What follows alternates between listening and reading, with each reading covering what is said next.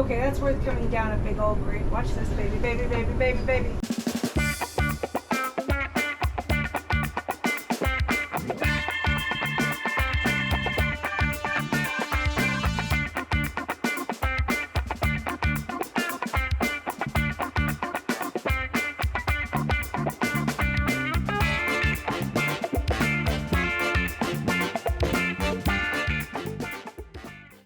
Hello Ramblers, welcome to another RV campground review. Today we are in Lava Hot Springs, Idaho, and we're at Lava Hot Springs East KOA Holiday. Just to remind you what our reviews are like, we will have 10 categories, and in each category the campground can get up to 10 points, totaling 100 points, and we'll let you know how this ranks. But if you're thinking about stopping here at the Lava Hot Springs East KOA in Lava Hot Springs, Idaho, we're gonna let you know what it all has to offer. Yeah, and just a reminder, this format's done after the RV America campground reviews. Let's give a thanks to Lynn and Danny from the original RV America for letting us use their campground review format. It's a fantastic format, so here we go.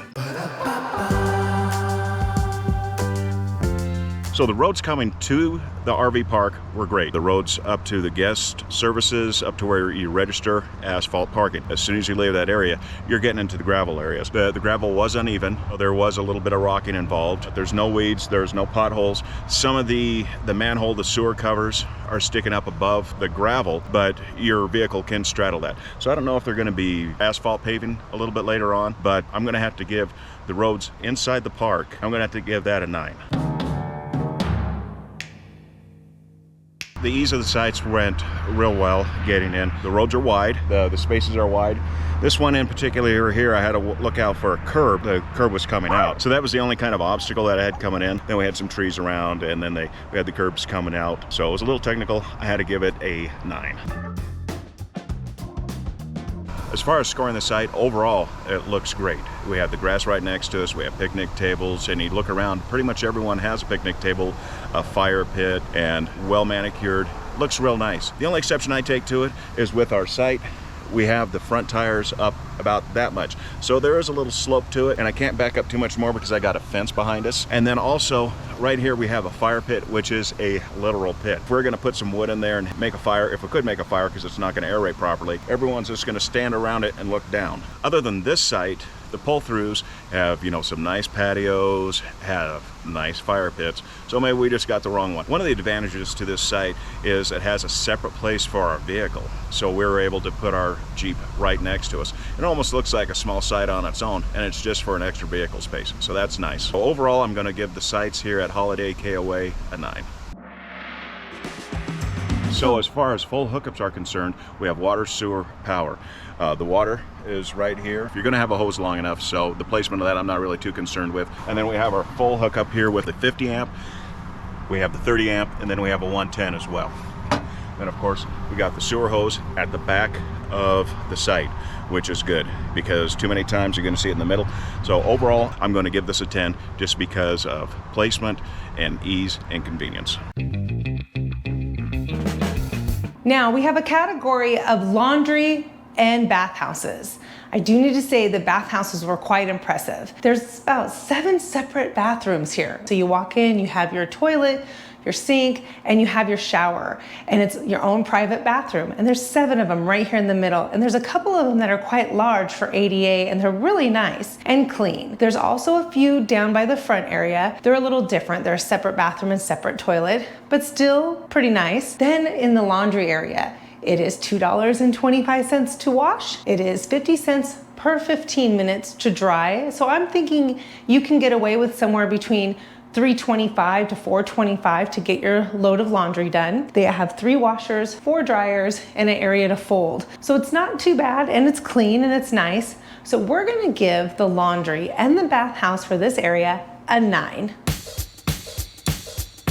As far as activities and amenities go, you've got this little older playground for the kids. You've got a small little dog park area, cornhole, tetherball, and volleyball. Now, as far as activities go, he says on Saturdays they have activities for children, which I saw. They can make little arts and crafts, so they do offer one thing on Saturdays for children. They have a cute little pavilion that you can use for barbecuing, cooking, and having a little picnic with your group or your family. But there really isn't a swimming pool, there isn't a hot tub, and truthfully, the dogs got a little scared every time they heard the big trucks going right by. And I don't know if I'd be able to relax and really enjoy my cornhole with all this noise.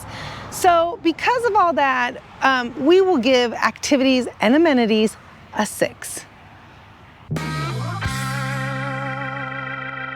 As far as the staff goes, we walked in the door and met Michael. Michael's the person who I originally talked to on the phone, and he told me what site I would probably enjoy having. He was friendly, we got checked in, and I asked him a few questions. I went back later to ask him a few more questions, and he was very nice. He was the only staff we met here. We have seen people mowing. So overall, we don't have any complaints. We're gonna give the staff a 9. And the only reason why we're taking off a point is I don't know what it would really be like here during the summer when it's really busy. Is there still only one staff member in there? Is there 2 or 3? He was very nice, there's nothing wrong. So I'm giving him a 9.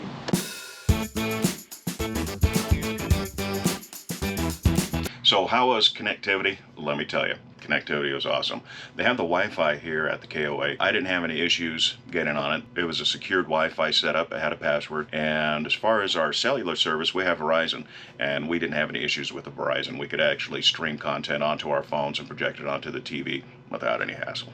Connectivity, I'm going to give it a 10.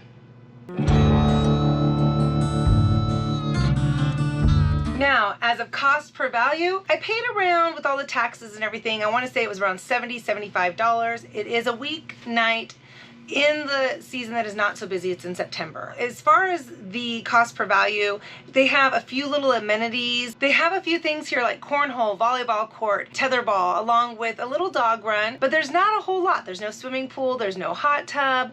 The sites are big, there's plenty of room for a big RV in your car, but the negative part is you can hear the roads all night long while you're trying to sleep. You can hear trains going by. They're not honking their horns, but you can hear them. So if you're somebody who wears earplugs, or if you have the heat, or the air conditioning or the heat going, you may not hear those as much, but it still makes it not so relaxing.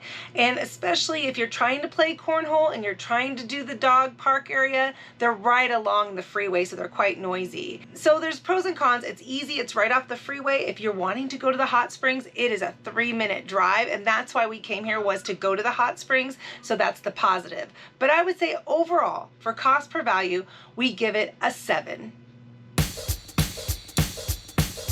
Now we're going to talk about things to do in the area. We came here because we just want to relax. We're only staying for one night, and we wanted to enjoy the lava hot springs. The world famous lava hot springs is what they claim. And it is great. It opens up like at 8 in the morning, stays open till 11 at night. It's great.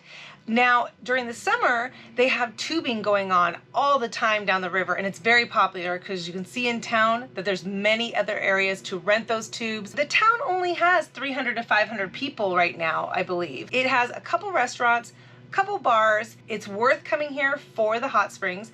You are 2 to 3 hours from most national parks like Yellowstone and other big hitters, and to get down to Utah. So because of all that, we feel like we would give it a 7. Mm-hmm. Wouldn't you say? Yeah, I think so. Just because, it is a seasonal area. The town's really nice. They're open year-round, of course, and so are some of the hot springs. But a lot of the other attractions and entertainment are just purely seasonal. All right, so now it's time for the grand total. You ready for the drum roll? Yeah, here we go. The grand total for staying here at the KOA Holiday East in Lava Hot Springs is going to be an 82. I think an 82 is a really fair score just because of the noise, the road noise during the night and during the day. It just doesn't give you that relaxing, peaceful atmosphere that you want. The overall campground is nice, at a glance. It's a beautiful campground, and it is.